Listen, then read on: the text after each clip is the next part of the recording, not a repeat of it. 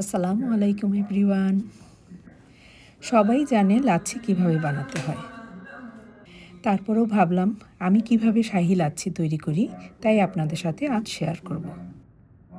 আজ দেখাবো অরিজিনাল স্বাদের লাচ্ছি। এর জন্য নিয়ে নিব পরিমাণ মতো বরফ কুচি, নিয়ে নিব 2 টেবিল চামচ গুঁড়া দুধ, মিষ্টির জন্য আমি এখানে অ্যাড করব 2 টেবিল স্পুনস কনডেন্স মিল্ক, লবণ দিয়ে দেব 1 চিমটি, যা স্বাদ বৃদ্ধিতে সাহায্য করবে। পরিমাণ মতো মিষ্টি দই, আমি এখানে 1 কাপ পরিমাণ দিয়েছি।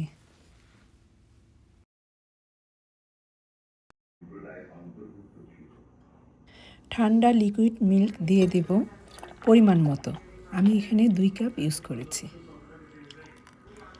আর কিছু মেশাতে হবে না, জাস্ট ব্লেন্ড করব। আমি যা যা ইউজ করেছি আপনি সব কিছুই আপনার পরিমাণ মতো ইউজ করবেন।